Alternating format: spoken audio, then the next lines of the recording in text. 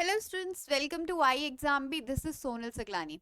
Cotton corporation of India की कुछ दिन पहले ही नोटिफिकेशन आया था जिसमें वेरियस जो वैकेंसीज हैं वेरियस पोस्ट से रिलेटेड वो आई थी। एंड आई होप आप में से बहुत सारे स्टूडेंट्स क्या है इसी एग्ज़ाम के लिए प्रिपेयर कर रहे होंगे। अगर आप उसके सिलेबस के थ्रू गए होंगे जो जूनियर एग्जीक्यूटिव के लिए सिलेबस दिया गया है तो उसमें डिफरेंट टॉपिक्स मेंशन किए गए हैं। उन्हीं टॉपिक्स में से एक है कि कॉटन का क्या प्रोडक्शन कैसा है इंडिया में, कैसे इसके पैकेज ऑफ प्रैक्टिसेस की जाती है, क्या सिनेरियो है इसका।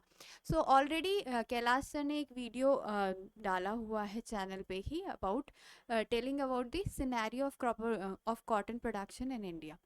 इस वाले वीडियो में, आज की वीडियो में हम बात करेंगे क्या उसके पैकेज ऑफ प्रैक्टिसेस होते हैं कॉटन की, कैसे इसका कल्टीवेशन किया जाता है। तो लेट्स स्टार्ट द सेशन। ठीक है, तो पहले कॉटन के बारे में जान लेते हैं। कॉटन बेसिकली क्या है, एक फाइबर क्रॉप है। जैसे और फाइबर क्रॉप्स होती हैं, जूट है, मेस्टा है, वैसे ही कॉटन भी है।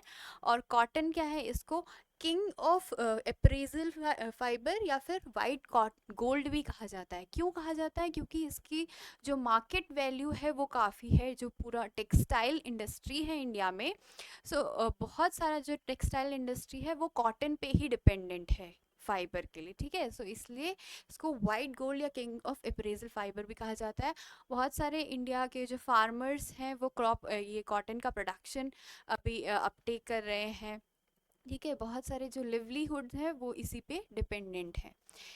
ये एक लिंट फाइबर है। सो लिंट फाइबर क्यों? क्योंकि बेसिकली क्या होता है, जो कॉटन आपने देखा होगा, कॉटन का सीड होता है, इसके बाहर जो एपिडर्मल हेयर होते हैं ना, बेसिकली जो कॉटन फाइबर है वो एपिडर्मल हेयर ही एक्सटेंशन ही है कॉटन की सीड का। तो दो टाइप के इसमें होते हैं। एक तो होता है फज। फज मतलब कि जो छोटे छोटे आपने एक्सटेंशन देखे होंगे, इनको फज कहा जाता है। और जो लंबे लंबे वाले होते हैं that is called the lint. So हमारे लिए जो कमर्शियल प्रोडक्शन करने के लिए लिंट ही ज़्यादा इकोनॉमिकली इम्पॉर्टेंट है, क्योंकि इससे ही क्या फाइबर बनता है। जो फजेस होते हैं वो इतने काम के नहीं होते हैं। ठीक है, अब इसमें भी आपने दो टर्म्स सुने होंगे, एक होता है कॉटन सीड और एक होता है सीड कॉटन। ठीक है, इन दोनों में ही काफ़ी स्टूडेंट्स को कंफ्यूजन होता है कि कॉटन सीड क्या होता है और सीड कॉटन क्या होता है। सो seed cotton is basically seed plus cotton. ठीक है, जब सीड और कॉटन जो फाइबर है दोनों एक साथ होंगे तो उसको सीड कॉटन कहा जाएगा। और कॉटन सीड कहा जाता है, इसको आप ऐसे याद कर सकते हो, कॉटन का सीड। सो सिर्फ जब सीड के बारे में हम बात करेंगे, उसमें फज नहीं होंगे, तो उसको कॉटन सीड कहेंगे। ठीक है, अब क्योंकि इसमें से हमें फाइबर निकालना है तो इसमें एक डी लिंटिंग की प्रोसेस करनी होती है। ठीक है, डी लिंटिंग की प्रोसेस मतलब जो लिंट है ना, इसको निकालना। सो डी लिंटिंग कैसे करते हैं, उसमें H2SO4 के हेल्प से बेसिकली इन लिंट्स को क्या है, सेपरेट किया जाता है सीड से, और फिर उसको कहा जाता है डी लिंटिंग। ठीक है, आगे हम देखते हैं कि कौन कौन से कॉटन प्रोड्यूसिंग एरियाज है इंडिया में। सो बेसिकली जो कॉटन का प्रोडक्शन है वो 10 मेजर स्टेट्स में किया जाता है। और इन स्टेट्स को 3 रीजन्स में हमने डिवाइड कर दिया। ठीक है, एक है हमारा नदर्न रीजन जिसमें कि राजस्थान, पंजाब और हरियाणा आता है। ठीक है, ये वाला एरिया जो है यहाँ पर बेसिकली एलुवियल सॉइल है। एलुवियल सॉइल पे इसका कल्टीवेशन किया जाता है। और यहाँ पर मेजरली जो हिरसुटम स्पीशीज़ है और जो आर्बोरियम स्पीशीज़ है, अभी हम आगे बढ़ेंगे कि 4 मेजर इसकी स्पीशीज़ इंडिया में कल्टीवेशन किया जाता है। जो नॉर्दर्न पार्ट है उसमें हिरसुटम और आर्बोरियम मेजरली इनका कल्टीवेशन किया जाता है। फिर सेकंड आता है हमारे पास सेंट्रल जोन। सेंट्रल जोन में आता है गुजरात, मध्य प्रदेश और महाराष्ट्र। ये वाला जो एरिया है यहाँ पर मोस्टली ब्लैक सॉइल, जो वर्टिसोल ऑर्डर के अंदर आती है ब्लैक सॉइल, उस पे इसका कल्टीवेशन किया जाता है। और यहाँ पर आप देख सकते हैं कि ये वाला जो एरिया है ना, बहुत रिच है, प्रोडक्टिविटी यहाँ पर ज़्यादा है। ठीक है, देन कम्स हमारा जो थर्ड एरिया है, थर्ड रीजन है, that is the southern reason. इसमें आते हैं हमारे तेलंगाना, कर्नाटका, आंध्र प्रदेश और तमिलनाडु वाला एरिया। ठीक है, यहाँ पर एक तो रेड सॉइल होती है और एक ब्लैक सॉइल भी कहीं कहीं एरियाज में होती है। तो यहाँ पर इस सॉइल में कल्टीवेशन किया जाता है। अपार्ट फ्रॉम दीज 10 जो स्टेट्स हैं, यहाँ पर तो बहुत टाइम से ये कल्टीवेशन किया गया है कॉटन का। अपार्ट फ्रॉम दीज ऑल्सो आजकल क्या है, जो वेस्ट बंगाल एरिया है, उड़ीसा वाला एरिया है और यूपी वाला जो एरिया है, यहाँ पर भी कॉटन का कल्टीवेशन अब धीरे धीरे क्या है स्टार्ट होने लगा है, फार्मर्स कॉटन का कल्टीवेशन करने लगे हैं, ठीक है। नाउ कमिंग टू क्या कौन कौन सी इसकी स्पीशीज होते हैं, तो वैसे तो इसकी 50 स्पीशीज होती है, लेकिन उसमें से क्या है 4 मेजरली कल्टीवेशन किया जाता है जिनका, और India is lucky to have कि ये चारों ही स्पीशीज़ इंडिया में कल्टीवेशन इनका किया जाता है, ठीक है। सो 2 टाइप में हमने इसको बेसिकली डिवाइड किया गया है बेस्ड ऑन कि कब इसका जो ओरिजिन, और आप कह सकते हो कि कब इसकी डिस्कवरी हुई थी बेसिकली। तो इसके बेसिस पे है वी हैव इंडियन और ओल्ड वर्ल्ड कॉटन, जो इंडिया में जिसका ओरिजिन हुआ है और जो इंडिया और आसपास वाले एरिया में सबसे पहले जो कल्टीवेशन किया गया था, तो वो ओल्ड वर्ल्ड कॉटन है। और दूसरा हमारे पास अमेरिकन या फिर न्यू वर्ल्ड कॉटन, ठीक है। ओल्ड वर्ल्ड कॉटन में हमारे पास 2 स्पीशीज हैं, वन इज गॉसिपियम आर्बोरियम और दूसरी है गॉसिपियम हर्बेशियम। गॉसिपियम आर्बोरियम को देसी कॉटन या इंडियन कॉटन कहा जाता है, वेयर एज जो गॉसिपियम हर्बेशियम है उसको ओल्ड वर्ल्ड कॉटन या एशियाटिक कॉटन कहा जाता है। तो ये जो वर्ड्स हैं थोड़े सिनोनिमस से हैं, ये इंटरचेंज भी हो जाते हैं कभी कभी, लेकिन बेसिकली ये जो 2 स्पीशीज़ हैं इनको इंडियन या ओल्ड वर्ल्ड कॉटन में कहा जाता है। ये दोनों ही क्या है डिप्लॉयड होती हैं, 2N इसका 26 है, ठीक है। फाइबर लेंथ की अगर हम बात करें तो 12.5 से 21.0 mm तक इसकी क्या है फाइबर की लेंथ होती है, वो आप देख सकते हैं। अमेरिकन कॉटन में आ जाए, न्यू वर्ल्ड कॉटन जो है इसमें भी हमारे पास 2 स्पीशीज़ हैं, वन इज गॉसिपियम हिरसुटम और दूसरी है गॉसिपियम बारबेडेंस। गॉसिपियम हिरसुटम जो है ये वाइडली कल्टिवेटेड है, ठीक है। अराउंड 90% जो प्रोडक्शन होता है या एरिया जो है वो गॉसिपियम हिरसुटम के अंडर है। इसके बाद आता है हमारा गॉसिपियम आर्बोरियम, 4% अराउंड इसके अंदर है। गॉसिपियम हर्बेशियम 5% अराउंड इसका कल्टीवेशन होता है। बारबेडेंस का बहुत कम होता है, अराउंड 1% ही इसका कल्टीवेशन किया जाता है। सबसे ज़्यादा प्रेफर जो की जाती है दैट इज गॉसिपियम हिरसुटम, ठीक है। गॉसिपियम हिरसुटम को ही हम क्या कहते हैं अमेरिकन कॉटन या अपलैंड कॉटन इसको कहा जाता है। और जो गॉसिपियम बारबेडेंस है ये बेसिकली है इजिप्शियन कॉटन या सी आइलैंड कॉटन भी इसे कहा जाता है, ठीक है। ये दोनों ही क्या है एलो टेट्रोप्लॉइड है, ठीक है। 2N इसमें है 52। Okay, then moving on to next one that is climate और सॉइल रिक्वायरमेंट। कैसी क्लाइमेट, सी कॉटन क्या है बेसिकली खरीफ सीजन क्रॉप है, तो खरीफ सीजन में क्या होता है टेम्परेचर ज़्यादा ही होता है, मतलब कोई भी अगर खरीफ सीजन क्रॉप है तो उसका जो बेसिक रिक्वायरमेंट होगा टेम्परेचर का वो ज़्यादा ही होगा। तो इसमें से हम ये लगा सकते हैं अंदाज़ा कि अराउंड जर्मिनेशन के लिए क्या है, इसको ऐसा तो होगा नहीं कि जैसे रबी सीजन की क्रॉप्स हैं उनमें 4 डिग्री सेल्सियस से 10 डिग्री सेल्सियस टेम्परेचर तक भी वो क्या कर देती हैं जर्मिनेशन कर देती हैं, या फिर उसको ऑप्टिमम टेम्परेचर चाहिए। तो खरीफ सीजन की क्रॉप है उनमें हायर टेम्परेचर की जनरली रिक्वायरमेंट होती है, तो इसलिए इसमें जर्मिनेशन भी अगर आप देखोगे तो मिनिमम कितना टेम्परेचर चाहिए होता है 15 डिग्री सेल्सियस टेम्परेचर मिनिमम चाहिए, इससे नीचे इसका जर्मिनेशन नहीं हो पाता है। वेजिटेटिव ग्रोथ के लिए around 21 to 27 degree Celsius temperature, similarly flowering और फ्रूटिंग के लिए भी इतना ही टेम्परेचर चाहिए होता है। हाउएवर जब हम रिप्रोडक्टिव ग्रोथ होती है, रिप्रोडक्टिव ग्रोथ मतलब कि जब उसमें स्क्वायर आने लगता है, सी इसका जो फ्लावर होता है उसको बेसिकली स्क्वायर कहा जाता है, जब वो आने लगता है तो उस टाइम पे 27 to 32 degree Celsius slightly higher temperature की रिक्वायरमेंट होती है, ठीक है। कमिंग टू सॉइल रिक्वायरमेंट, तो सॉइल आपने देखा होगा जनरली ये क्या है एलुवियल सॉइल पे, नॉर्दर्न जो कंडीशंस हैं वहाँ पर एलुवियल सॉइल पे कल्टीवेशन किया जाता है। फिर जो बीच की जो हमारी सेंट्रल वाला एरिया था वहाँ पर ब्लैक सॉइल में भी कल्टीवेशन किया जाता है, और नीचे जो हमारा सदर्न वाला एरिया है वहाँ पर रेड सॉइल में भी इसका कल्टीवेशन किया जाता है। तो अलग अलग टाइप की सॉइल में इसका कल्टीवेशन किया जा सकता है, बट कैसी सॉइल में नहीं कर सकते, हमारे पास जैसे होती है कुछ होती है सेलाइन सॉइल, ठीक है। तो ये क्या है सेमी टॉलरेंट है सेलिनिटी के लिए, ठीक है, और सेंसिटिव है टू वाटर लॉगिंग कंडीशंस। सो कभी भी जहाँ पर ऐसे एरियाज हैं जहाँ पर फ्लडिंग बहुत ज़्यादा होती है या फिर वाटर लॉगिंग कंडीशंस जैसी रहती हैं, तो वहाँ पर इसका कल्टीवेशन नहीं कर सकते। सैलाइन सॉइल जो है बहुत ज़्यादा, जहाँ पर सैलाइन सॉइल्स होंगी वहाँ पर इसका कल्टीवेशन नहीं किया जा सकता। बाकी ऑलमोस्ट सारी सॉइल्स में इसका कल्टीवेशन किया जा सकता है। मोस्ट प्रेफर्ड जो होती है वो होती है हमारी ब्लैक कॉटन सॉइल को ये में ज़्यादा अच्छे से ये प्रोड्यूस होता है।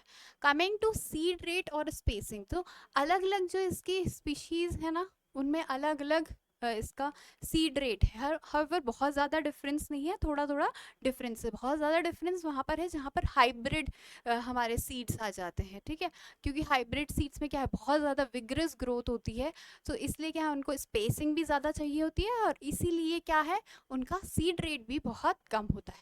लेकिन जो हमारी पहले वाली जो स्पीशीज़ है, जो ट्रेडिशनल जो स्पीशीज़ हैं उनमें ऑलमोस्ट सेम होता है। सो गॉसिपियम हिरसुटम की अगर हम देखें नॉर्दर्न और सदर्न कंडीशंस में अलग अलग है, ठीक है। नॉर्दर्न कंडीशंस में 22 kg पर हेक्टेयर की सीड रिक्वायरमेंट है, वेयर एज सदर्न कंडीशंस में 10 to 15 kg पर हेक्टेयर की रिक्वायरमेंट है।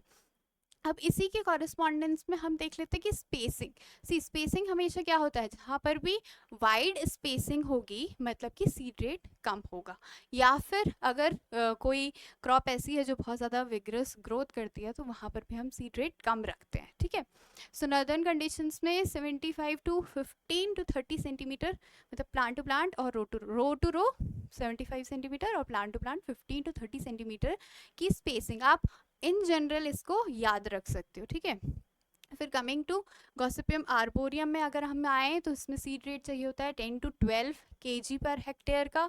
सिमिलरली हर्बेशियम में 12 to 15 और गॉसिपियम बार्बाडेंस में अगर हम देखें तो 8 to 15। तो आप ऐसे मोटा मोटा याद रख सकते हो कि 8 to 15 kg per hectare on an average इसका सीड रेट होता है। और स्पेसिंग की अगर हम बात करें तो आप ये कह सकते हो कि जो रो टू रो स्पेसिंग है 60 to 75 सेंटीमीटर की रो टू रो स्पेसिंग, और plant to plant spacing 30 centimetre around की आप वैसे याद कर सकते हो, ठीक है। हाइब्रिड्स में थोड़ा केस अलग होता है। हाइब्रिड्स में क्या होता है 2 to 3.5 kg पर हेक्टेयर, इसमें क्योंकि सीड रेट बहुत, क्योंकि जो हाइब्रिड क्रॉप्स होती हैं विग्रस ग्रोथ करती हैं, इसलिए क्या है सीड रेट थोड़ा कम हो जाता है। सो 2 to 3.5 kg पर हेक्टेयर। जब सीड रेट कम है तो ऑब्वियसली स्पेसिंग बहुत ज़्यादा होगी, तो स्पेसिंग इसमें चाहिए होती है 129 से 90 सेंटीमीटर रो टू रो और 60 to 30 centimetre from plant to plant.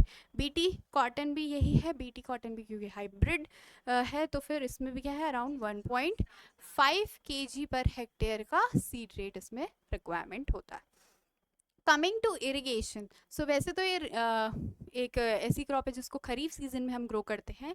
So mostly जो इसका एरिया है जहाँ पर इसको प्रोडक्शन करते हैं वहाँ पर रेन फेड कंडीशंस में ही इसको ग्रो किया जाता है, मतलब कि मानसून सीजन की जो रेन्स है उससे ही इसका वाटर का रिक्वायरमेंट हो जाता है। लेकिन फिर भी हमें तो देखना है जहाँ पर अगर इरीगेटेड कंडीशंस है तो उस टाइम पे कब हमें इरीगेशन देना है। सो कॉटन को जब इरीगेशन करते हैं तो हम देखते हैं कि 75% depletion of available soil moisture, जब भी ऐसी कंडीशंस आ जाएंगी तो वहाँ पर हमें क्या है इसमें इरिगेशन देना है इन क्लेई सॉइल। और अगर लाइट सॉइल है, लाइट टेक्सचर्ड सॉइल है, जो सैंडी सॉइल्स हैं, उनमें 50% डिप्लीशन पे ही हमें क्या करना है दोबारा से इरिगेशन दे देना है, ठीक है।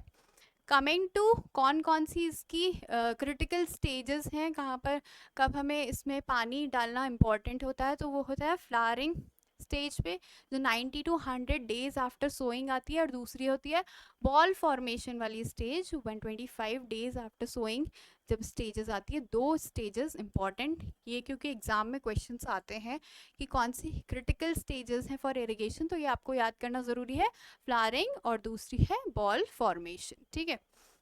Next coming to weed management, तो वीड क्या है बहुत ससेप्टेबल होता है to weed competition. So starting से ही जब ये सीडलिंग स्टेज का होता है up to 70 days after sowing इसको क्या है वीड मैनेजमेंट की ज़रूरत है कंटिन्यूसली, अदरवाइज क्या होगा इसकी यील्ड जो है वो कम हो जाएगी। तो हर्बिसाइड्स हम इसमें कौन कौन से यूज़ कर सकते हैं, प्री प्लांट इनकॉर्पोरेशन अगर हम देखें, मतलब कि सोइंग से पहले ही हम जो एरिया है जहाँ पर कल्टीवेशन करना है वहाँ पर प्री प्लांट इनकॉर्पोरेशन कर देते हैं हर्बिसाइड का। सो वो फ्लूक्लोरेलिन का कर सकते हैं प्री इमर्जेंस, मतलब कि क्रॉप की इमरजेंस से पहले, ठीक है। जब सोइंग करी है उसी के 1 से 2 दिन बाद हम ये जो पेंडिमिथलिन है या ट्राइफ्लोरेलिन है इसको डाल देते हैं फील्ड में, ठीक है। प्री एंड पोस्ट इमरजेंस के रूप में हम डायूरोन का यूज़ कर सकते हैं। डायूरोन को कॉटन हर्बिसाइड भी कहा जाता है क्योंकि ये काफ़ी यूज़ किया जाता है कॉटन में। इंसेक्ट पेस्ट और डिजीजेस अगर हम देखें तो अलग अलग इसमें इंसेक्ट्स लगते हैं। मेजरली हमारा जो है बॉल वॉर्म्स का जो कॉम्प्लेक्स है वो इसमें बहुत ज़्यादा लगता है। इसमें होता है spotted ball warm, American ball warm, pink ball warm, ये बहुत मेजर इसके पेस्ट हैं। और इसी से बचने के लिए क्या है, बीटी कॉटन का इंट्रोडक्शन हुआ था, ठीक है। बीटी कॉटन पे भी हम एक वीडियो बाद में बनाएंगे। Apart from that white flies भी एक बहुत बड़ा प्रॉब्लम है कॉटन में। डिजीज़ में अगर हम देखें तो बैक्टीरियल लीफ ब्लाइट है, ठीक है, कर्लिंग ऑफ लीफ है, ऐसे ही जो रॉट हो जाता है इसमें, रूट का रॉट हो जाता है, बॉल का रॉट हो जाता है, तो वो सारे प्रॉब्लम्स भी होती हैं। कमिंग टू हार्वेस्टिंग, कब हार्वेस्ट किया जाता है तो देखो मोस्टली जो खरीफ सीजन की क्रॉप्स हैं उनकी सोइंग होती है जून जुलाई में और हार्वेस्टिंग अक्टूबर नवंबर के टाइम पे हो जाती है। तो इसमें भी क्या है, अक्टूबर के टाइम पे पिकिंग की जाती है। सो क्योंकि हमें सिर्फ कॉटन के बॉल्स को पिक करना है तो इसमें पिकिंग की जाती है। फर्स्ट पिकिंग अक्टूबर के मंथ में और उसके बाद क्या है, हर 15 डेज के बाद क्या है, पिकिंग की जाती है ऑफ द बॉल्स। यील्ड अगर हम देखें ऑन एन एवरेज जो नॉर्मल वेराइटीज़ होती हैं उनमें 15 to 20 quintal per hectare seed cotton हमें अवेलेबल होता है। वेयर एज हाइब्रिड्स में अगर हम देखें तो 25 to 30 क्विंटल पर हेक्टेयर हमें लाइक यील्ड होती है उसकी, ठीक है। सो ये था अबाउट कॉटन, सारे उसके पैकेज ऑफ प्रैक्टिसेस, कैसे कैसे कल्टीवेशन किया जाता है। अगर आप भी CCI cotton corporation of India के जूनियर एग्जीक्यूटिव के लिए प्रिपरेशन कर रहे हैं और आपको गाइडेंस चाहिए तो आप हमारी साइट पे जाके कोर्स परचेज कर सकते हैं। अभी 50% ऑफ पे चल रहा है, सो आप जल्दी से जाके वहाँ पर से जो भी अवेलेबल है रिसोर्सेज आप वहाँ से ले सकते हैं। अगर आपको अपनी प्रिपरेशन जज करनी है कि आप फुली प्रिपेयर्ड हैं कि नहीं, तो आप हमारी साइट पे जाके फ्री मॉक टेस्ट भी अटेम्प्ट कर सकते हैं। अगर आपको ये वीडियो अच्छा लगा हो तो हिट द लाइक बटन। अगर आपने अभी तक चैनल सब्सक्राइब नहीं करा है तो I would recommend you to subscribe the channel. Thank you for watching.